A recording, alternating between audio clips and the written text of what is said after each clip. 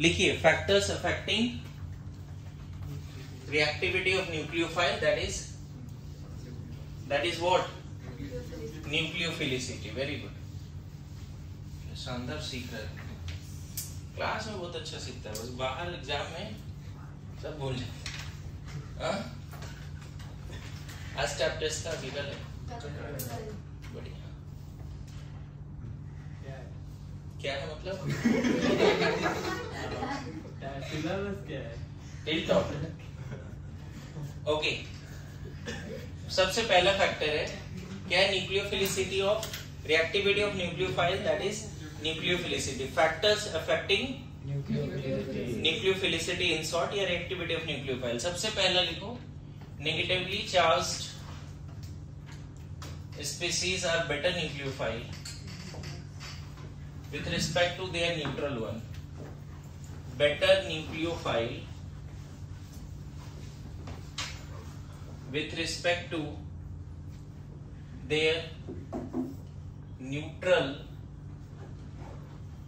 parent one. Parent species या parent लिख लो बस ऐसे। इसका मतलब क्या है? देखो एक एग्जाम्पल के समझ जाओगे। न्यूक्लियोफिलिसिटी को पूरा नहीं लिखूंगा बच्चे, बस NU लिख देता हूँ। न्यूक्लियोफिलिसिटी या न्यूक्लियोफिलिसिटी वर्ड ही नहीं लिखता हूँ, रिएक्टिविटी लिख देता हूँ। अगर कंफ्यूज हो जाओगे तो और गड़बड़ है। बताओ कौन अच्छा न्यूक्लियोफाइल है? OH माइनस है या वाटर? इस पॉइंट के हिसाब से negatively charge species are better nucleophile with respect to their parent one. Parent मतलब उसी से, तो यहाँ पे क्या लिख दिया? न्यूक्लियोफिलिसिटी क्या? न्यूक्लियोफिलिसिटी किसका ज्यादा? सेम क्वेश्चन, अगर मान लो RO माइनस और अल्कोहल है तो RO माइनस है ना। NH2 माइनस और अमोनिया है तो अमोनिया में एक लोन पेयर है बट नेगेटिव नहीं है। NH2 माइनस में 2 लोन पेयर है और एक नेगेटिव भी। बोलो आ रहा है समझ में? क्लियर है? न्यूट्रल और नेगेटिवली चार्ज में कौन अच्छा न्यूक्लियोफाइल होगा? है ना, जैसे RSH और RS minus, RS minus, RS समझ में है ना। H2S या HS minus, HS minus. Generally मैं उसी का पेरेंट वन ले रहा हूँ, दो अलग नेगेटिव और न्यूट्रल को नहीं। ऐसा नहीं कि OH माइनस और अमोनिया को कंपेयर कर रहे हैं, लेकिन अगर वो भी कंपेयर करना पड़ता तो बोल देते OH माइनस ही ज्यादा अच्छा है। मेरी बात समझ में आ रहा है? अगर OH माइनस और अमोनिया को कंपेयर करना पड़ता तो एक कॉल तो लेना ही पड़ता ना हमें, बोल देते यही ज्यादा अच्छा है क्योंकि नेगेटिवली चार्ज्ड है। जिसके पास एक्स्ट्रा इलेक्ट्रॉन है वही जल्दी शेयर करेगा ना जी। बोलो, कहीं ना कहीं तुम बोल सकते हो कि न्यूक्लियोफिलिसिटी या reactivity of nucleophile proportional two electron density है ना on atom having negative charge or unshared pair of electrons। अब बताओ, इस पे नेगेटिव है मतलब इस पे इलेक्ट्रॉन डेंसिटी ज्यादा है ना, ये न्यूट्रल है नो डाउट। इसके पास भी अनशेयर्ड पेयर ऑफ इलेक्ट्रॉन है, इसके पास तो 3 अनशेयर्ड पेयर ऑफ इलेक्ट्रॉन है, लेकिन हमें वो नहीं देखना ओवरऑल कहाँ पे इलेक्ट्रॉन डेंसिटी ज्यादा होगा। ओवरऑल इलेक्ट्रॉन डेंसिटी कहाँ ज्यादा होगा? जनरली फिर बोलूं, इस तरह का क्वेश्चन करने से बचना चाहिए कि जहां पे एक नेगेटिव एक न्यूट्रल है लेकिन दोनों अलग अलग कैटेगरी का है। मतलब वाटर को H माइनस से कंपेयर करो ज्यादा अच्छा है, और इससे भी ज्यादा कौन हो जाएगा? O minus 2। आ रहे समझ में? सबसे ज्यादा अच्छा न्यूक्लियोफाइल कौन होगा? वाटर, OH माइनस या O माइनस 2? O माइनस 2 और अच्छा हो जाएगा। इन तीनों में अगर जज करना पड़ता तो nucleophilicity ammonia NH minus NH2 minus NH minus 2 है ना, और N माइनस 3। पता है अमोनिया के पास एक लोन पेयर है, NH2 माइनस के पास 2 लोन पेयर है, NH माइनस के पास 3 है और N माइनस 3 के पास 4 लोन पेयर है। NH माइनस पता है 3 एक्स्ट्रा इलेक्ट्रॉन ले रखा है तभी तो -3। इसमें 2 एक्स्ट्रा इलेक्ट्रॉन है इसमें सिर्फ एक एक्स्ट्रा इलेक्ट्रॉन है, क्रॉस करके दिखा रहे हो इलेक्ट्रॉन से, चलेगा? This is nucleophilicity. In general जितना ज्यादा इलेक्ट्रॉन डेंसिटी होगा वो अच्छा न्यूक्लियोफाइल होगा। पहला पॉइंट लिख के रखो जल्दी से। Which is better nucleophile? Negatively charge are better than neutral one. Negatively charge are better than neutral one. इसी में बोलो H2S HS minus S minus 2 कौन अच्छा न्यूक्लियोफाइल होगा इन सब में? आ रहा है समझ में? More is the negative charge, more is the nucleophilicity. Clear है? नेक्स्ट पॉइंट लिखिए, बड़ा इंपॉर्टेंट है।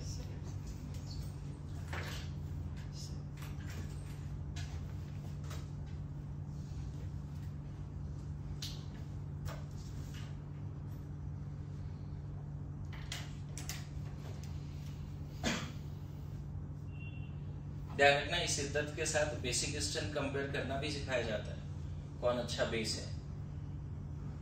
लेकिन वो दोनों कंसेप्ट मिक्स कर दोगे ना तो फिर हो गया, गड़बड़ हो जाएगी। जब आप बेसिक स्ट्रेंथ का बात करो तो उसके पॉइंट्स अलग से रटो और न्यूक्लियोफिलिसिटी का ये पॉइंट्स अलग से याद करिए, है ना। क्वेश्चन में वहां लिखा रहेगा रिएक्टिविटी ऑफ न्यूक्लियोफाइल, तो वहां पे ये कंसेप्ट्स लगाने हैं, ना कि बेसिक स्ट्रेंथ के बेसिस पे सॉल्व करके आ गए। हालांकि कुछ हद तक जो वीक बेस है वो वीक न्यूक्लियोफाइल भी है, ऐसा नहीं कि नहीं ये चीजें नहीं होती। जो वीक बेस है वो वीक न्यूक्लियोफाइल भी है, लेकिन कहीं कहीं पे रिपीट हो जाता है। नेक्स्ट पॉइंट बात करें, नेक्स्ट फैक्टर। सर अगर H2O बस NH-2 को NH2 माइनस को NH2-1 को कंपेयर करना रहा, और दोनों के पास भी दो है, तो आप कैसे कंपेयर करेंगे? नेगेटिवली चार्ज ज्यादा बोलो, अभी नेक्स्ट पॉइंट भी हेल्प करेगा। देखो नेगेटिवली चार्ज मोस्टली ज्यादा बोलना चाहिए, लेकिन मैं बोल रहा हूँ कि किसी भी नेगेटिवली चार्ज के उसके पेरेंट वन से ही कंपेयर करो, मैं ये बोल रहा हूँ। ऐसा नहीं कि तुम OH माइनस को SH माइनस से कंपेयर कर रहे हो, वो अलग बात हो गया, अभी कंपेयर करेंगे हम लोग ऐसे। नेक्स्ट पॉइंट लिखो, है ना। If electronegativity of atom having negative charge और unshared pair of electron, electronegativity of atom having negative charge और अनशेयर्ड पेयर ऑफ इलेक्ट्रॉन और unshared pair of electron increases, है ना, न्यूक्लियोफिलिसिटी डिक्रीजेस। डोनेट नहीं कर पाएगा, न्यूक्लियोफिलिसिटी डिक्रीजेस एंड ये in period, applicable in period, down the group नहीं। ये कंसेप्ट कहां लगता है? इन शॉर्ट आपको याद होगा बेसिक स्ट्रेंथ में हमने यही बताया था कि नेगेटिव चार्ज, है ना, और lone pair on more electronegative atom less basic, ये बताया था हमने, याद होगा तो। बेसिक स्ट्रेंथ का एक कंसेप्ट है, ये उधर अलग से पढ़ते हैं। न्यूक्लियोफिलिसिटी में कुछ ऐसा ही पढ़ रहे हैं। फिर से रिपीट कर रहा हूं, नेगेटिव चार्ज या लोन पेयर मोर इलेक्ट्रोनेगेटिव एटम पे तो ज्यादा स्टेबल है, लेस बेसिक है। उसी तरह से सेम कंसेप्ट रिपीट हो गया। देखो मतलब न्यूक्लियोफाइल और बेसिक स्ट्रेंथ का कंसेप्ट ये मैच कर गया जी। अच्छा, इससे पहले भी अगर मान लो तुमसे पूछता कि कौन अच्छा बेस है, OH माइनस या वाटर, इससे पहले वाला कंसेप्ट में पूछ देता कौन अच्छा बेस है, OH माइनस या वाटर। OH माइनस बोलते हैं ना, अरे ये सुनो, negatively charge are better base than neutral one, similarly negatively charge are better nucleophile than neutral one. पहला दूसरा कंसेप्ट देखो, बेसिक स्ट्रेंथ और न्यूक्लियोफिलिसिटी का मैच कर गया, दूसरा कंसेप्ट भी मैच कर गया। देखो तो अगर बोल रहे हैं हम क्या लिख रहे हैं यहाँ पे, if electronegativity of atom having negative charge और unshared pair of electron increases, there nucleophilicity decreases. और यहाँ भी वही तो बोल रहे हैं, negative charge on more electronegative atom more stable less basic. यहाँ पे देखो वही बोल रहे हैं, यस और नो। लेकिन ये दोनों कंसेप्ट कहाँ लगता है बच्चे? डाउन द ग्रुप नहीं लगाते ये कंसेप्ट, कहाँ लगाते हैं? जैसे अगर मान लो आपसे पूछा जाता basic strength CH3 minus NH2 minus OH minus F minus. Basic strength पूछा जाता, बताओ बेसिक स्ट्रेंथ क्या बोलते हैं? नेगेटिव। ये सब एक पीरियड में नेगेटिव किस पे? कार्बन पे, नाइट्रोजन पे, ऑक्सीजन पे, फ्लोरीन पे। मैं फिर बोल रहा हूँ, जिस एटम पे नेगेटिव है उसकी इलेक्ट्रोनेगेटिविटी देखनी है, ओवरऑल नहीं। जिस पे नेगेटिव है उसकी इलेक्ट्रोनेगेटिविटी। और ये हमने बहुत बार सीखा भी है कि नेगेटिव चार्ज और more electronegative atom is more stable. Resonance में बहुत बार ये लाइन लिया है। तो ऑब्वियसली यहाँ पे बेसिक स्ट्रेंथ ऐसा चलेगा। और अच्छी बात है, यहाँ न्यूक्लियोफिलिसिटी भी यही है। मतलब जो अच्छा न्यूक्लियोफाइल है वहाँ बेस भी दिख रहा है। और ऐसे भी बताओ, कौन अपना इलेक्ट्रॉन पेयर जल्दी शेयर करेगा? CH3 माइनस या F माइनस? देखो ऐसे ऐसे अगर देखोगे तो इसके पास एक लोन पेयर है, इसके पास 2 लोन पेयर है, इसके पास 3 लोन पेयर है। मेरी बात समझ में आ रही है जी? इसके पास 4 लोन पेयर है, but it is not about total lone pair. ऐसा नहीं कि 4 है तो जल्दी शेयर कर देगा। अरे मेरी बात समझ में आ रहा है? टोटल लोन पेयर बढ़ने से न्यूक्लियोफिलिसिटी बढ़ेगा ऐसा कोई पॉइंट ही नहीं है। तो उस कंसेप्ट से सॉल्व ही नहीं करना है। जिसके पास भी अनसेड पेयर ऑफ इलेक्ट्रॉन है उस एटम की इलेक्ट्रोनेगेटिविटी देखो। ये नहीं देखो उसका कितना अनसेड पेयर ऑफ इलेक्ट्रॉन। इसके पास एक ही है बट ये जल्दी दे देगा, क्योंकि कार्बन नहीं चाहता अपने उस इलेक्ट्रॉन को अच्छे से होल्ड करना, क्योंकि उसकी इलेक्ट्रोनेगेटिविटी उतना ज्यादा नहीं है। अरे यार समझ में बोलो। तो sometimes basic strength and nucleophilicity goes parallel also. कम से कम एक पीरियड में तो पैरेलल जाता हुआ दिख रहा है। बोलो। अच्छा, आपको याद होगा बेसिक स्ट्रेंथ में ये सवाल हमने किया था, CH3 CH2 minus, CH2 CH minus and CH triple bond C minus. बताओ basic strength. Negative on methane से डिक्रीज करेगा, नेगेटिव ऑन sp ना। तो बेसिक स्ट्रेंथ ये है ना बच्चे? बोलो। देखो हर जगह नेगेटिव कार्बन पे ही है, लेकिन कार्बन की इलेक्ट्रोनेगेटिविटी अलग अलग है। या sp3 है या sp2 है या sp है। sp carbon most electronegative, so negative charge can bear, वो बर्दाश्त कर सकता है अपने ऊपर नेगेटिव चार्ज को, स्टेबल है। और यही न्यूक्लियोफिलिसिटी का भी ऑर्डर होगा, बताओ। अरे ऐसा नो। तो कौन सा कंसेप्ट कहां लगाना है? ये पीरियड में ही लगाना है इस कंसेप्ट को। बोलो।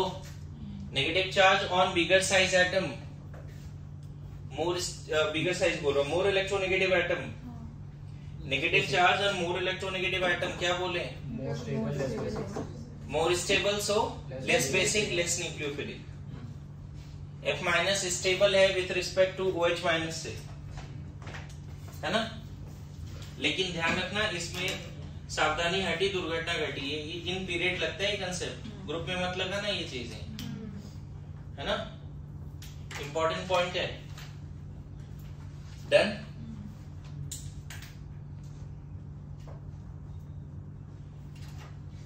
आगे बढ़े। यहाँ पर बेसिक स्ट्रेंथ और न्यूक्लियोफिलिसिटी का कंसेप्ट एक दूसरे को सपोर्ट कर रहा है। जो अच्छा बेस है वो अच्छा न्यूक्लियोफाइल भी है, जो वीक बेस है वो अच्छा न्यूक्लियोफाइल नहीं है। जैसे क्वेश्चन और मान लो, बेसिक स्ट्रेंथ में PH2 माइनस है ना, SH माइनस Cl माइनस, क्या बोलोगे?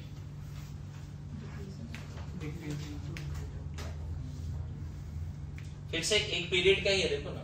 फास्फोरस सल्फर क्लोरीन जिसपे नेगेटिव है वो एक ही पीरियड का है। इसके पास 2 लोन पेयर है, इसके पास 3 लोन पेयर है, इसके पास 4 लोन पेयर है। लेकिन it is not about lone pair, यहीं पे सिखाया था। तो सबसे अच्छा बेस कौन है जी? और न्यूक्लियोफिलिसिटी भी क्या है, याद रहेगा।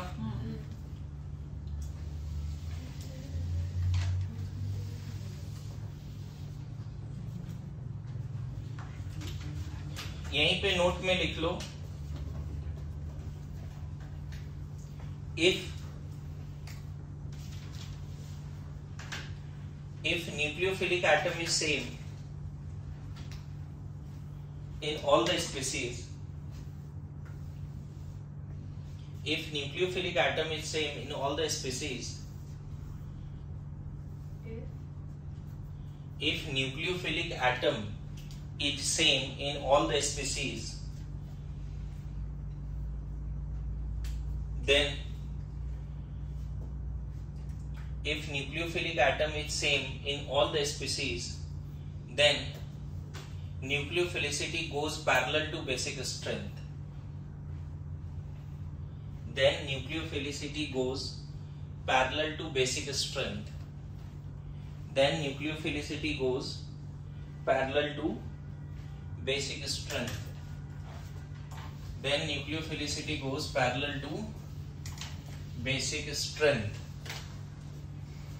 Then nucleophilicity goes parallel to, इसका मतलब क्या है देखो समझाता हूं. इसमें लिख लेना, provided there must not be considerable steric crowding. Steric factor लिख लो बेटा. Provided there must not be considerable steric factor.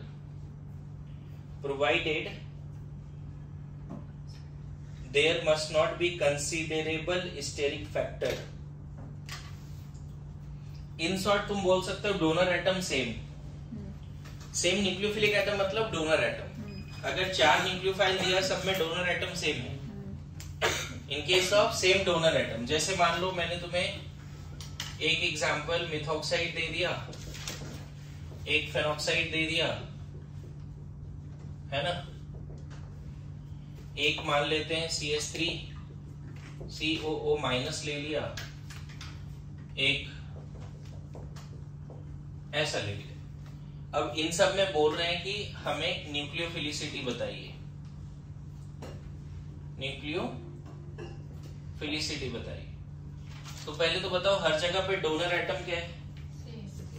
Oxygen है. और ऐसा भी नहीं लगता कि कोई बहुत बल्कि, मतलब ऑलमोस्ट हम बोल सकते हैं कि कंपेयर कर सकते हैं साइज की एक जैसा ही है. कोई बहुत ज्यादा ओवरऑल क्राउडेड नहीं है, बहुत बिग साइज का नहीं है. अगर ऐसा है तो जो अच्छा बेस है वही अच्छा न्यूक्लियोफाइल भी है. अब बताओ इन सब में सबसे अच्छा बेस कौन है? तो इसको करने का बड़ा इंपॉर्टेंट और सिंपल तरीका ये है, सबको H+ देके एसिडिक स्ट्रेंथ कंपेयर कर लो. एक तो वो फैक्टर है, तो इससे इसको H+ दोगे तो सल्फोनिक एसिड बनेगा. बोलो. इसको H+ दोगे तो एसिडिक एसिड बनेगा. इसको H+ दोगे तो फेनॉल बनेगा. रेसनो. एंड यहाँ पे इथेनॉल बनेगा. इन सब का एसिडिक स्ट्रेंथ तो आसानी से कंपेयर हो जाएगा. हमने ऑर्गेनिक में इतना अच्छा पढ़ा है GOC1 में. सबसे अच्छा एसिड ये है, फिर ये है, फिर ये, फिर ये. Stronger the acid weaker the corresponding conjugate base. कितना बार ये लाइन बताया गया. ये सबसे स्टेबल एनायन होगा. अच्छा एक दूसरा एक्सेस है, ये एनायन सबसे ज्यादा स्टेबल होगा क्योंकि 3 इक्विवेलेंट RS है, यहाँ पे 2 इक्विवेलेंट RS है, यहाँ 5 RS है, फिर भी ये ज्यादा स्टेबल है. ये भी एक बड़ा फेमस क्वेश्चन है GOC1 का. उसमें RS एसीटेट आयन में 2 ही रेजोनेटिंग स्ट्रक्चर बनते हैं. फेनॉक्साइड में 5 रेजोनेटिंग स्ट्रक्चर बनते हैं, फिर भी एसीटेट और फेनॉक्साइड में एसीटेट ज्यादा स्टेबल है क्योंकि दोनों O पे ही है. हाँ, एक तो है किसका दोनों इक्विवेलेंट बनता है, और एक है नेगेटिव चार्ज 2 ऑक्सीजन पे जाता है, या negative charge 1 oxygen remaining carbon पे जाता है. ये लाइन मैंने बहुत बार बोला है क्लास में, दोबारा बोलता है. It is not total number of RS, total number stable RS. It is total number of stable RS. It is total number of equivalent RS. It is total number of aromatic RS, which decide overall stability. तो अगर तुम इसका stability देखोगे तो सबसे ज्यादा stable कौन है इन सब में, है ना. नंबरिंग वाइज अगर बात करें स्टेबल, एक तरीका क्या है, सबको H+ देके एसिडिक स्ट्रेंथ कंपेयर कर लो. अगर क्वेश्चन नहीं बनता है ना बच्चे किसी मेथड से, इससे बन जाएगा क्योंकि एसिडिक स्ट्रेंथ कंपेयर हो जाता है. मैंने एक साथ 14 एसिड को कंपेयर किया है अपने नोट्स में. वो नोट्स भी बहुत बार बोला है, तब जाके 80-85 पेज का वो कंप्लीट किया था कुछ लोगों ने. 80 पेज या 85 पेजेस का एक नोट्स था जो बहुत बार बोलने के बाद कंप्लीट हुआ है. 1 महीने तक लगातार बोला है, तब जाके किसी तरह से. लेकिन रिवीजन नहीं करोगे तो भी 0 पे है. रिवीजन करना पड़ेगा उसको. खैर इन सब में हमें याद रहता है सल्फोनिक सबसे स्ट्रॉन्ग है, फिर कार्बोक्सिलिक एसिड, फिर phenol and then other alcohols. तो जो सबसे स्ट्रॉन्ग एसिड है, एसिडिक स्ट्रेंथ का ऑर्डर क्या है जी? एसिडिक स्ट्रेंथ ऐसे चलेगा. तो जो स्ट्रॉन्ग एसिड है उसका कंजुगेट बेस क्या होगा? वीक होगा. तो बेसिक स्ट्रेंथ का ऑर्डर क्या चलेगा? 1 2 3 4. और यही ऑर्डर किसका चलेगा बच्चे? न्यूक्लियोफिलिसिटी का. अब वो पॉइंट दोबारा पढ़ोगे, इसको लिखोगे तो समझ में आएगा. If nucleophilic atom is same, if donor atom is same, जो अच्छा बेस है वो अच्छा न्यूक्लियोफाइल है। डोनर एटम सेम है तो अच्छा बेस मतलब कौन ज्यादा रिएक्टिव है? यहाँ पे देखो O पे माइनस है, रेजोनेंस भी नहीं कर रहा है और ऊपर से यहाँ प्लस आई लगा हुआ है। यहाँ पे O पे माइनस से रेजोनेंस कर रहा है तो स्टेबल हो गया। यहाँ माइनस से रेजोनेंस कर रहा है स्टेबल हो गया। यहाँ माइनस से रेजोनेंस कर रहा है स्टेबल हो गया। स्टेबल हो गया। जो एनायन जितना ज्यादा रेजोनेंस करेगा उतना ही स्टेबल है। और अगर एनायन स्टेबल है तो वीक बेस है। अगर एनायन स्टेबल है तो वीक बेस है। Yes no? तो ये पॉइंट दोबारा पढ़ो, इस क्वेश्चन को करो, देखो आएगा समझ में। अच्छा मैंने एक चीज और बोला, provided there must not be considerable steric crowding, है ना। फिर से इस क्वेश्चन में फिर से यही बात बोला जा रहा है बच्चे, जो स्ट्रॉन्ग बेस है वो अच्छा न्यूक्लियोफाइल भी है अगर डोनर एटम क्या है हर जगह पे सेम है। ओके ओके, फिर से रिपीट कर रहा हूं, जो अच्छा बेस है वही अच्छा न्यूक्लियोफाइल है तब जब डोनर एटम हर जगह सेम हो सब ऑप्शन में। क्योंकि देखो इसमें वो कंसेप्ट भी नहीं लगेगा कि नेगेटिवली चार्ज और न्यूट्रल, पहला वाला कंसेप्ट नहीं लगेगा, सब नेगेटिवली चार्ज है। दूसरा कंसेप्ट इलेक्ट्रोनेगेटिविटी वाला है वो भी नहीं लगेगा क्योंकि सब में O माइनस ही है। अरे ये सुनो, तो हमें ये देखना होगा जो अच्छा बेस है वो अच्छा न्यूक्लियोफाइल है। लेकिन इसमें देखो एक क्वेश्चन अगर ऐसा पूछें कि बेसिक स्ट्रेंथ बताओ CH3O माइनस, ये अभी डिफरेंस में तो पूछा ही था हमने, कौन अच्छा बेस है? सेकंड ज्यादा अच्छा बेस ये है। लेकिन यहाँ न्यूक्लियोफिलिसिटी का ऑर्डर क्या है? तो ये वो वाला लिखा है provided there must not be steric crowding. अच्छा यहाँ पे देखो दोनों जगह पे डोनर एटम सेम है, फिर भी जो अच्छा बेस है वो अच्छा न्यूक्लियोफाइल नहीं है। Order get reversed if there is steric crowding. If donor atom same and if there is so much crowding, then order will be reversed. Basic strength कुछ और होगा, न्यूक्लियोफिलिसिटी कुछ और होगा। पॉइंट समझ में आया जी? बोलो। अगर क्राउडिंग ठीक ठाक है तो जो अच्छा बेस है वो अच्छा न्यूक्लियोफाइल नहीं है। बोलो, ध्यान में रहेगा? Yes no? बोलो। फिर से रिपीट कर रहा हूं, डोनर एटम सेम है फिर भी जो अच्छा बेस है वो अच्छा न्यूक्लियोफाइल नहीं है। Order get reversed. अगर क्राउडिंग नहीं होती तो जो अच्छा बेस है वो अच्छा न्यूक्लियोफाइल भी होता, जो कि ये क्वेश्चन था। देखो जो अच्छा बेस है वो अच्छा न्यूक्लियोफाइल भी है। अरे यस नो? लेकिन है ना, न्यूक्लियोफिलिसिटी एंड बेसिक स्ट्रेंथ में ऑर्डर रिवर्स हो जाता है ऑल्दो डोनर एटम से। बोलो। तो इसमें बाद में और क्वेश्चन प्रैक्टिस करेंगे, इतना काफी रहने देते हैं। थर्ड फैक्टर में लिखिए जल्दी से। Third factor, if size of donor atom having negative charge और lone pair, if size of donor atom having negative charge or lone pair increases, nucleophilicity increases, है ना। and concept applicable down the group, concept applicable down the group, ठीक है। Not in the period, concept applicable down the group, not in the period. मैं बताता हूं क्या है। If size of donor atom, अब यहाँ पे बेसिक स्ट्रेंथ में कुछ और है फंडा, तो यही पे तो अंतर है ना, ये तो समझा रहा हूं। जैसे आपको बोल दिया न्यूक्लियोफिलिसिटी बताइए, nucleophilicity F minus Cl minus Br minus I minus, तो इस कंसेप्ट के हिसाब से ज्यादा अच्छा न्यूक्लियोफाइल कौन है जी? I minus. आया समझ में? अब देखो रीजन, इसका एक्सप्लेनेशन कहाँ छुपा हुआ है।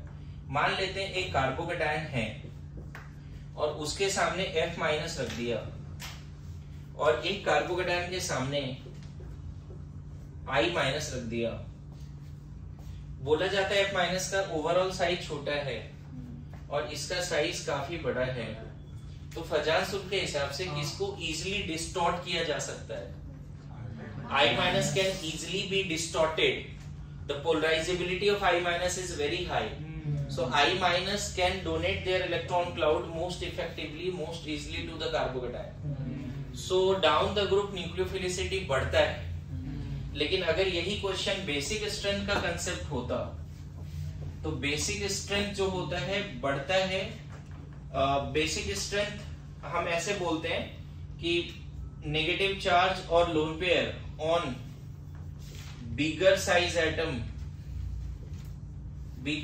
Atom more stable less basic, मोर स्टेबल लेस बेसिक. ये किसके लिए आता है कंसेप्ट जी? बेसिक स्ट्रेंथ के लिए. और ये कंसेप्ट बेसिक स्ट्रेंथ में डाउन द ग्रुप एप्लीकेबल होता है. वो अच्छा बेस है, मतलब बिगर साइज एटम पे नेगेटिव है तो ज्यादा स्टेबल है, तो वीकर बेस है. यहाँ पे अगर बेसिक स्ट्रेंथ पूछ लिया जाता आपसे F minus Cl minus Br minus I minus, तो आप बोलते ये अच्छा बेस है. बेसिक स्ट्रेंथ का ये ऑर्डर है. और रीजन भी आप एसिडिक स्ट्रेंथ जानते हो, इन सबको H प्लस देके एसिडिक स्ट्रेंथ बताओ. ये बड़ा फेमस क्वेश्चन है. सबसे अच्छा एसिड कौन है? तो जो स्ट्रॉन्ग एसिड है उसका करस्पॉन्डिंग बेस वीक होगा. तो बेसिक स्ट्रेंथ का कंसेप्ट डाउन द ग्रुप और न्यूक्लियोफिलिसिटी का concept down the group opposite है.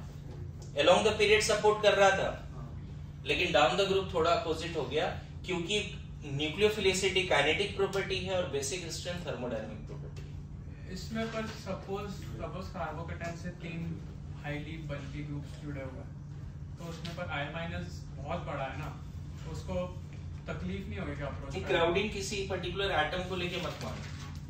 इंडिविजुअली उसका साइज बड़ा है, लेकिन क्राउडिंग का फैक्टर जब बल्कि ग्रुप हो इटसेल्फ, मतलब और भी उसके साथ जैसे टर्सरी बिट ऑक्साइड ऐसा माने. किसी एक इंडिविजुअल एटम को इलेक्ट्रॉन क्लाउड शेयर करना है अपना, तो उसका खुद का अगर साइज थोड़ा ज्यादा है तो अपना इलेक्ट्रॉन क्लाउड जल्दी शेयर करेगा, क्योंकि उसकी पोलराइजेबिलिटी ज्यादा होगी. अगेन यहाँ पर इसके पीछे थोड़ा फजान्स रूल आना चाहिए. फजान्स rule, bigger size atom can share their electron cloud. Bigger size atom बोल रहा हूं, ओवरऑल साइज नहीं बोल रहा हूं. जिस पे नेगेटिव है अगर उसी का साइज बड़ा है तो वो जल्दी अपना इलेक्ट्रॉन क्लाउड शेयर कर पाता है.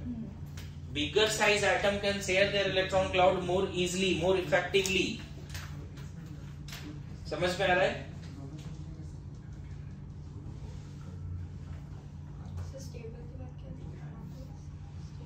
लेस बेसिक, नेगेटिव और lone pair on bigger size atom more stable less basic. और ये भी पीरियड में ही लगता है, ध्यान रखना. ये भी कंसेप्ट किस में है? पीरियड बोल रहा हूं, डाउन द ग्रुप. ठीक है, तो ध्यान रखना. अभी तक पहला दूसरा फैक्टर बेसिक स्ट्रेंथ और न्यूक्लियोफिलिसिटी का सेम था, लेकिन तीसरा फैक्टर अलग हो गया थोड़ा. न्यूक्लियोफाइल थोड़ा अलग चल रहा है. Bigger size negatively charge atom better nucleophile than the smaller size one.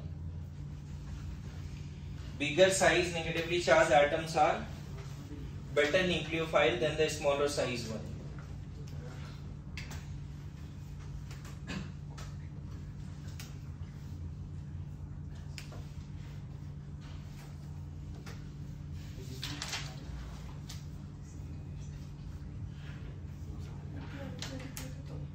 ठीक है, ये बड़ा फेमस क्वेश्चन है. अगर मान लो इसी का बेसिक स्ट्रेंथ पूछा तो ऑब्वियसली आपको पता है कि down the group acidic strength बढ़ता है, तो करस्पॉन्डिंग कंजुगेट बेस का एसिडिक स्ट्रेंथ कम होगा. सबसे वीक बेस होगा I माइनस. लेकिन यहाँ पे हम ये नहीं देखते, हम फजान्स रूल के हिसाब से देखते हैं कि बिगर साइज एटम पे अगर नेगेटिव है तो अपना इलेक्ट्रॉन क्लाउड जल्दी शेयर करता है, और जल्दी शेयर करता है तो पोलराइजेबिलिटी उसकी ज्यादा है, मतलब काइनेटिकली वो फास्ट हो गया. काइनेटिकली F माइनस जल्दी अपना इलेक्ट्रॉन क्लाउड शेयर नहीं किया, जबकि I माइनस जल्दी शेयर कर दिया. यहाँ पे फिर से बोल रहा हूँ, काइनेटिक प्रॉपर्टी में कौन जीत गया? ये जीत गया. ये यहाँ जा तो रहा है बट स्लो, और ये यहाँ पे ऑलमोस्ट जल्दी चला गया, फास्ट. तो हमें सिर्फ काइनेटिक प्रॉपर्टी देखना है. बोलो ये पॉइंट समझ में आया? Down the group nucleophilicity and basic strength reverse है. Down the group nucleophilicity and basic strength reverse है। बोलो यहाँ तक समझ में आ रहा है? नाउ ये बताओ कौन अच्छा न्यूक्लियोफाइल है, RO माइनस या RS माइनस?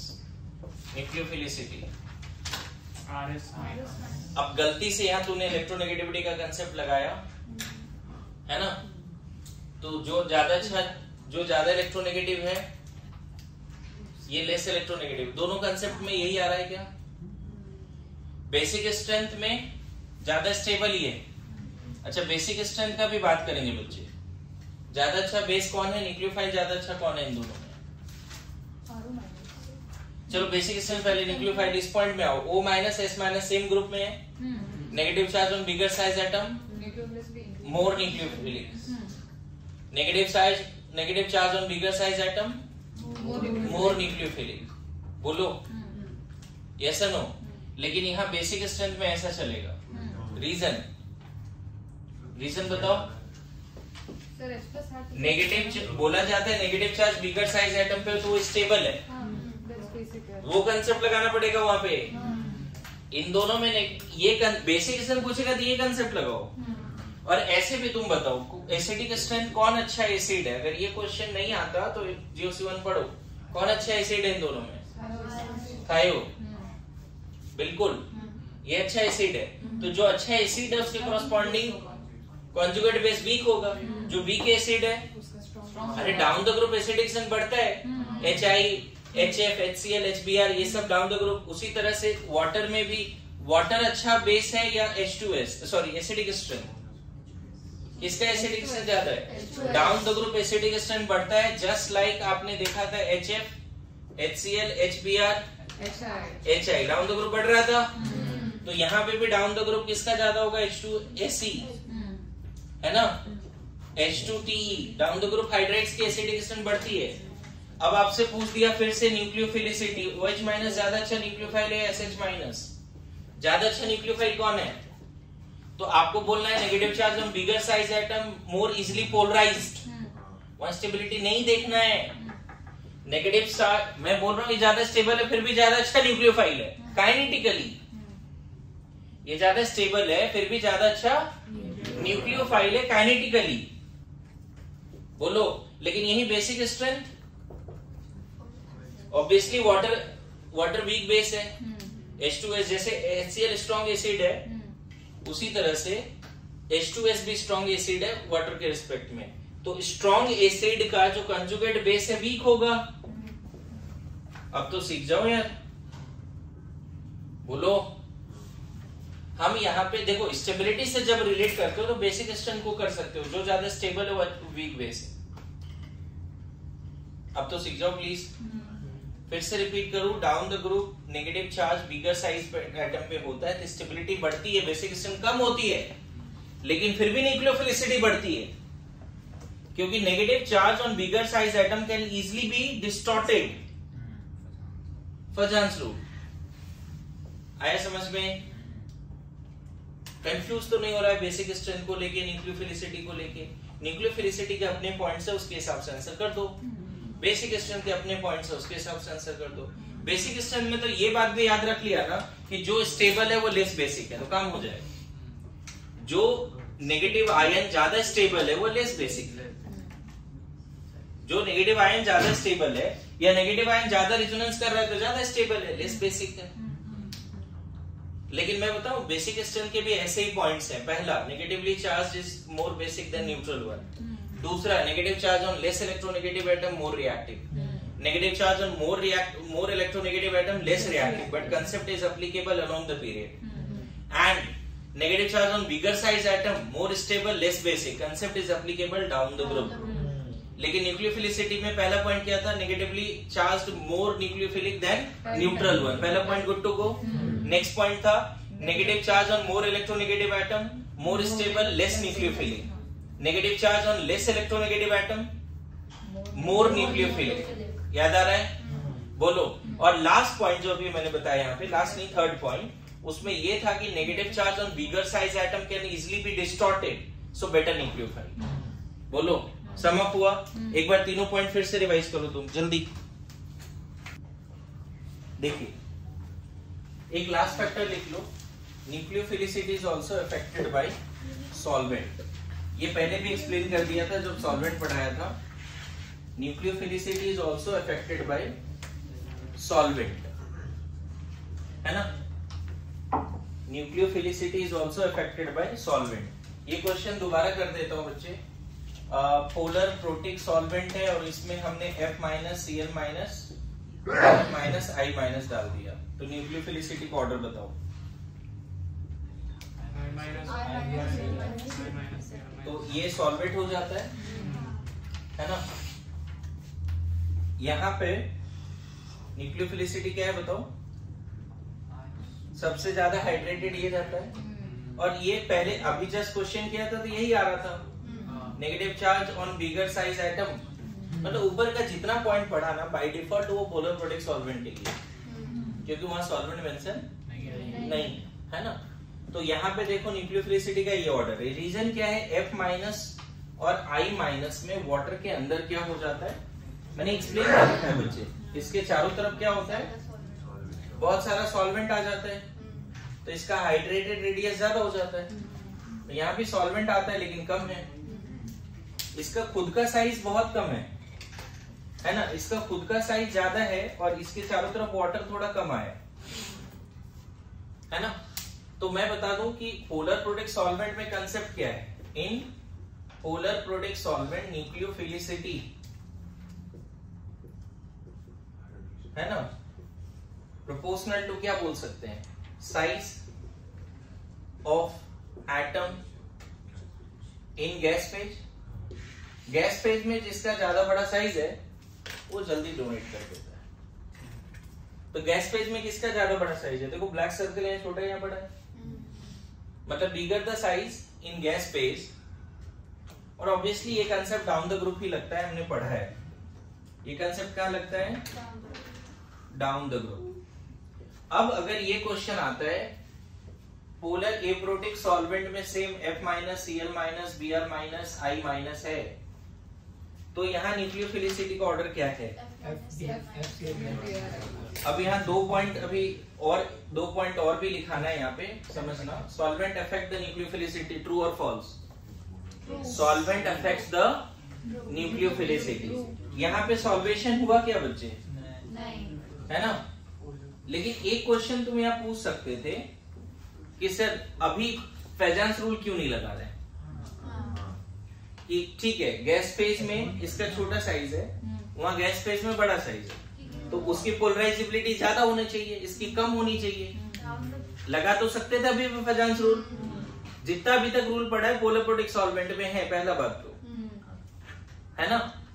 और अल्टीमेटली देखो कौन अच्छा न्यूक्लियोफाइल है कौन वीक है, ये लॉजिकली समझने की कोशिश करें। एक्सपेरिमेंट जो बोलता है उसको मानना पड़ेगा हमें।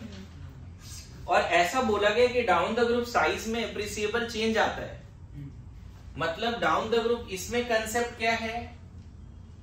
इसमें मैं बोलूंगा जब भी पोलर एप्रोटिक सॉल्वेंट होगा न्यूक्लियोफिलिसिटी इलेक्ट्रॉन डेंसिटी के बेसिस पे आंसर कर देगा, मतलब एक्सपेरिमेंट सही हो जाएगा ऑन द बेसिस ऑफ क्या? Electron density. बताओ इलेक्ट्रॉन डेंसिटी F माइनस में ज्यादा है या I माइनस में ज्यादा है? यहाँ पे क्या लगाना? पोलर प्रोटिक में गैस फेज में बिगर साइज है, फेजांस रूल वगैरह यहाँ लगा दे। लेकिन ए प्रोटिक में ये कंसेप्ट से आंसर करके आना है। अगेन यहाँ पे एक ट्विस्ट है, ये सारे डाउन द ग्रुप के लिए एप्लीकेबल है। लॉन्ग द पीरियड में पोलर प्रोटिक हो ए प्रोटिक हो सेम आंसर आएगा। मतलब यहाँ पे मैं क्वेश्चन यहाँ देख, थोड़ा सा केयरफुल रहना। मान ले CH3 माइनस दिया, NH2 माइनस दिया, OH माइनस F माइनस, तो यहाँ पे न्यूक्लियोफिलिसिटी का ऑर्डर अभी भी किसको फॉलो कर रहा है? इलेक्ट्रोनेगेटिविटी को। यहाँ हाइड्रेशन किसका ज्यादा हुआ है? तो बोला जाता है in period size appreciable change नहीं होता। जैसे इसका साइज अगर 10 है तो 9 है, 8 7 ऐसे होगा। लेकिन डाउन द ग्रुप साइज में काफी ज्यादा चेंज होता है, 30 है, 40 है, 50 है, 60 ऐसे हो जाएगा। नए सेल ऐड होते हैं ना। अरे along the period second cell में ही बातें चल रही है। Yes no? तो मैं फिर रिपीट कर रहा हूं, यहाँ पे न्यूक्लियोफिलिसिटी अगर पूछ देता, पोलर प्रोटिक में पूछता तो भी इसी को ज्यादा बोलते। आ रहा है समझ में? सॉल्वेशन का इंपैक्ट लेते ही नहीं। ये अच्छा क्वेश्चन है। अभी पॉइंट वाइज लिखा देता, और यहाँ पे अगर ये सब होता तो भी हम क्या बोलते, NH2 minus OH minus F minus. यहां भी न्यूक्लियोफिलिसिटी का सेम ऑर्डर है, क्योंकि हाइड्रेशन ऐसा कोई कंसेप्ट यहाँ पे लगेगा नहीं, क्योंकि साइज ऑलमोस्ट सेम है। तो लेस इलेक्ट्रोनेगेटिव, वो जल्दी अपना इलेक्ट्रॉन पेयर शेयर करेगा। इसीलिए एक ट्विस्ट है डाउन द ग्रुप और अलोंग द पीरियड, है ना, चीजें बदल रही है जरूर, अलोंग द पीरियड नहीं बदल रही है। बोलो, पोलर प्रोटिक हो या एप्रोटिक हो, अलोंग द पीरियड बदल रहा है क्या चीजें? नहीं, डाउन द ग्रुप बदल गया। पोलर प्रोटिक हो या एप्रोटिक हो, एक बात तो इतना समझ लो, solvent can affect the nucleophilicity. Okay, solvent can affect the nucleophilicity, right, but down the group इसका इफेक्ट दिखता है। एक पॉइंट है, ये सब छोड़ के पहले पॉइंट लिखो। In group from top to bottom on changing the nature of solvent, order of nucleophilicity is reversed. थोड़ा जगह छोड़ो इसके लिए, पहले पॉइंट लिख लो। In group from top to bottom on changing the nature of solvent, changing मतलब polar protic से एप्रोटिक कर रहा है। In group from top to bottom on changing the nature of solvent, order of nucleophilicity is reversed. In group from top to bottom, in group from top to bottom on changing the nature of solvent, bracket में लिख सकते हो polar protic से polar aprotic, order of nucleophilicity is reversed. Okay, इसी में दूसरा point लिखो। In a period from left to right, this is not observed. In a period from left to right, this is not observed, because in group in period variation of size is very less, because in period variation of size is very less. अब ये दोनों point को अच्छे से analyse करो, let me know कि क्या नहीं आ रहा है। है ना, देखो पोलर एप्रोटिक में सॉल्वेशन होता नहीं। अगर सॉल्वेशन नहीं हो रहा है तो जिस एटम पे नेगेटिव चार्ज लोन पेयर है उसकी इलेक्ट्रॉन डेंसिटी के हिसाब से वो अटैक कर लेगा। इलेक्ट्रॉन डेंसिटी ज्यादा तो जल्दी जाएगा, इलेक्ट्रॉन डेंसिटी कम तो लेट से जाएगा। मतलब पोलर एप्रोटिक में सिंपली क्या देखना है आपको, electron density. Polar aprotic solvent में वो अच्छा न्यूक्लियोफाइल है जिसपे नेगेटिव या नेगेटिव लोन पेयर वगैरह स्मॉलर साइज एटम पे है ना, बोलो है ना। पोलर एप्रोटिक सॉल्वेंट में सारे एनायन फ्री है ना, यहाँ पे सारे ये सब फ्री है, तो जिसपे इलेक्ट्रॉन डेंसिटी ज्यादा वो जल्दी चला गया। लेकिन इसमें वो कंसेप्ट क्यों नहीं लगा, क्योंकि हम ये नहीं मान रहे कि सब में इलेक्ट्रॉन डेंसिटी अलग अलग है, साइज में ज्यादा वेरिएशन आया नहीं, तो इलेक्ट्रॉन डेंसिटी ऑलमोस्ट सेम। और इलेक्ट्रॉन डेंसिटी अगर सेम है तो ये लेस इलेक्ट्रोनेगेटिव है, जल्दी शेयर कर दिया। बोलो ना, क्वेश्चन क्रॉस क्वेश्चन करना पड़ेगा, जब तुम दोबारा पढ़ोगे तो कुछ डाउट्स आएंगे। अभी ज्यादा तुम लोग डाउट नहीं पूछ पा रहे हो। इसमें ना एक एक्सपेरिमेंटल ऑर्डर लिख देता हूं जो रिसर्च के बेसिस पे आया है ना। Overall experimental order of nucleophilicity सबसे ज्यादा हाँ, फिर मतलब पोलर प्रोटिक सॉल्वेंट में ओवरऑल न्यूक्लियोफिलिसिटी का एक ऑर्डर लिख लेता हूं, जो याद कर लोगे तो ज्यादा अच्छा रहेगा, है ना। Overall order of nucleophilicity in polar aprotic solvent, है ना, ओवरऑल ऑर्डर। तो सबसे ज्यादा अच्छा है SS minus, CN minus. CN minus अभी बताएंगे, न्यूक्लियोफाइल एम्बिडेंट भी होते हैं, उस पर भी बात करेंगे। I minus, OH minus, N3 minus, Br minus, PHO minus. Sir ये N3 माइनस मतलब अजाइड आयन है? एजाइड आयन, बिल्कुल। Acetate ion, Cl minus, F minus, ROH and last में वाटर भी लिख लो। ये एक एक्सपेरिमेंटल ऑर्डर है, जो थोड़ा बहुत याद रहे तो अच्छी बात है, नहीं भी रहे तो चलेगा, धीरे धीरे प्रैक्टिस हो जाएगी। उसके बाद कुछ और क्लासिफिकेशन है। क्लासिफिकेशन में पहला है very strong nucleophilic character but weak base. ये समझना होगा क्या मतलब है। कुछ ऐसे एनायंस हैं जो अपना इलेक्ट्रॉन क्लाउड है ना, कुछ ऐसे एनायन है जो अपना इलेक्ट्रॉन क्लाउड, ऑर्डर में नहीं लिखा रहा हूं, इन जनरल बता रहा हूं, ये सब चाहता है अपना electron cloud electron deficient centre से शेयर करना, ना कि H+ से। फिर से रिपीट करूं, ये सब ऐसे स्पीसीज हैं जो SN रिएक्शन के लिए जाने जाते हैं। मतलब ये सब को मौका मिले तो क्या बनना चाहेगा, न्यूक्लियोफाइल या बेस? वही मैं समझा रहा हूँ। ये सबको मौका मिले तो पहले क्या बनना चाहेगा? अगर दोनों ही ऑप्शन है तो ज्यादा कैरेक्टर इसका किसके लिए है? न्यूक्लियोफाइल के लिए। मेरी बात आ रही है समझ में? बोलो। उसी तरह से सेकंड में हम बोल सकते हैं strong nucleophile and strong base also. कुछ ऐसे स्पीसीज के नाम ने हमने कलेक्ट किए हैं जो स्ट्रॉन्ग न्यूक्लियोफाइल भी है, स्ट्रॉन्ग बेस भी है।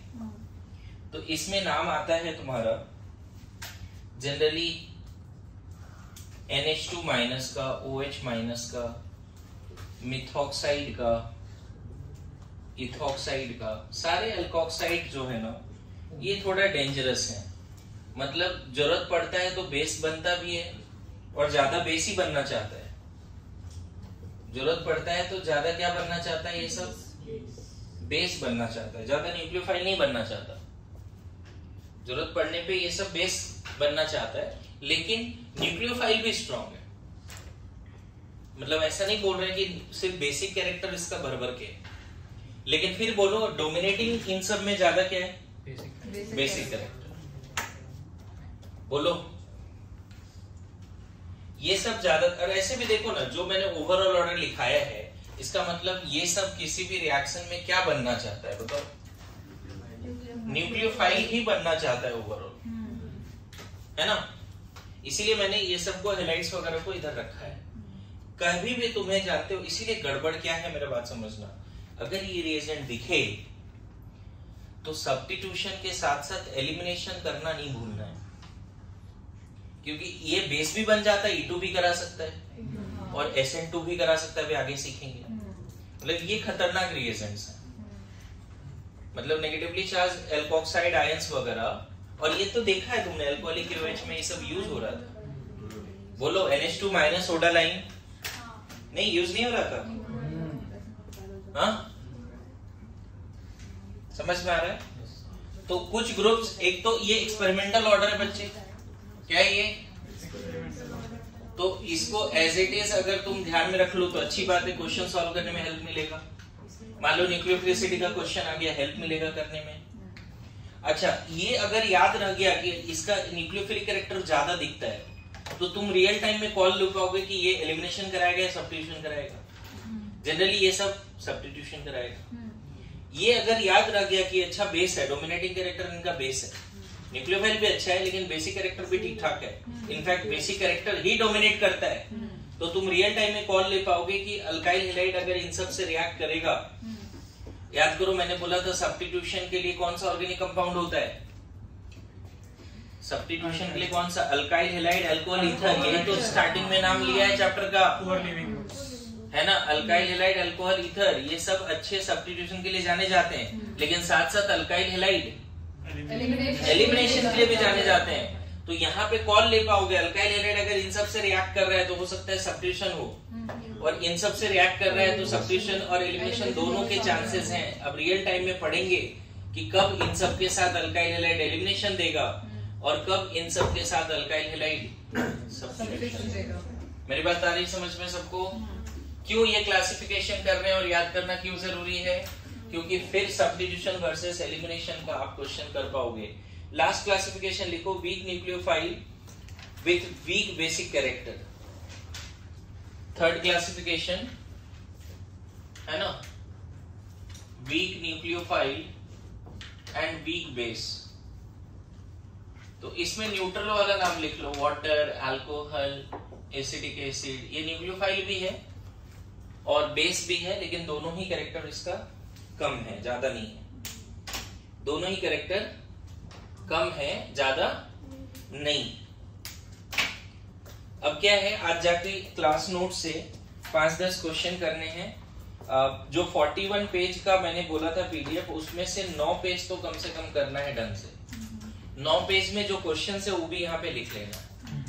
मेरा अभी क्लास का टाइम हो गया है, नहीं तो मैं ये करा देता कुछ क्वेश्चंस। न्यूक्लियोफिलिसिटी का आप ढूंढ कर पीवाईक्यू से जहां जो बुक में मिले आप न्यूक्लियोफिलिसिटी का क्वेश्चन करो। आपको ओल्ड मॉड्यूल में रिएक्शन मैकेनिज्म में कुछ क्वेश्चंस मिलेंगे, जेईई मेंस एडवांस जहां भी न्यूक्लियोफिलिसिटी का क्वेश्चन मिल रहा है वो प्लीज करिए, और हो सकता है एक डीपीपी में शेयर कर दूं। ओके, समझ गए? Thank you so much. Thank you, sir.